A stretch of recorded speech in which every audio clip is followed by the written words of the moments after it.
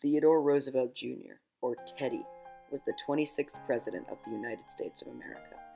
Roosevelt was president from 1901 to 1909, in the middle of the Progressive Era.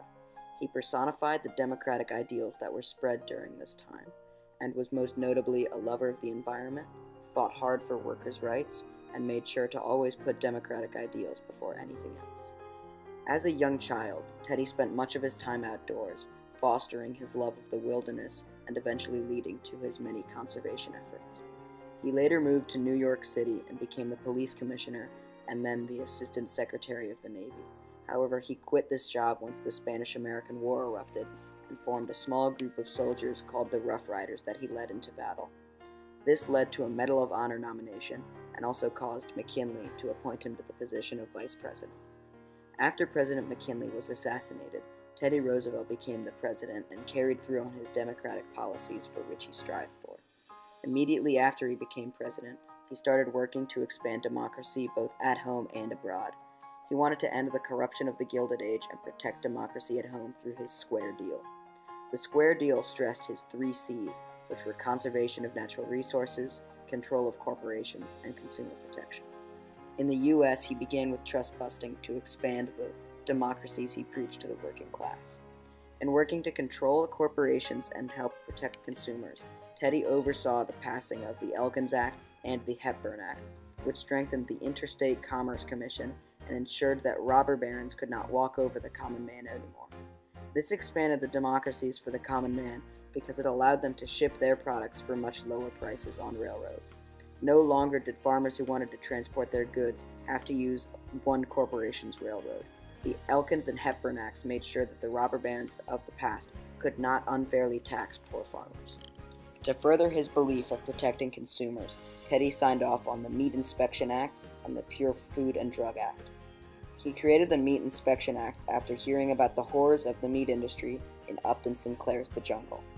This act ensured the meatpacking industry was clean and safe to eat and also curtailed the power that the corporations had over both the market and their workers.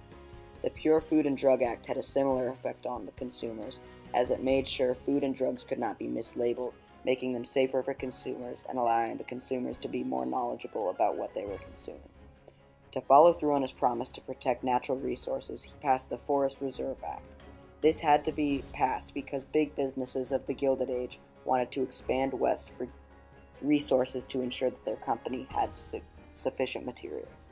The Forest Reserve Act put an end to this destruction by putting aside 230 million acres of land for national parks so that the natural beauty of this country wasn't entirely destroyed by greedy corporations. He was also America's first brown belt in judo as president, was shot during a speech and still finished it, Nobel Peace Prize winner, Medal of Honor finalist, on Mount Rushmore, wrote 35 books, blind in one eye after boxing in the White House, and teddy bears are named after him.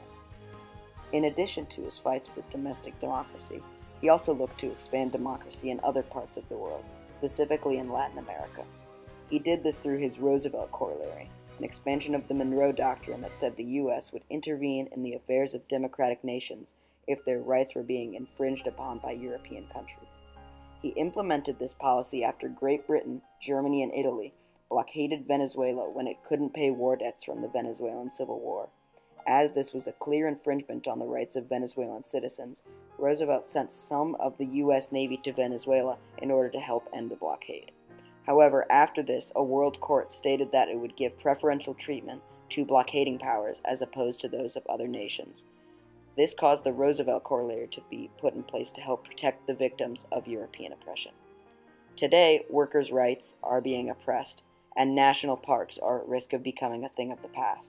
A recent Supreme Court decision ruled that workers couldn't come together and address corporate violations of federal labor laws, while President Trump is seeking to allow uranium mining in the Grand Canyon, one of the oldest national parks in the country, and one that Roosevelt specifically thought to preserve. These decisions and actions represent all that Teddy Roosevelt sought to change when he took office in 1901, and now, it seems, we may need someone like Teddy more than ever.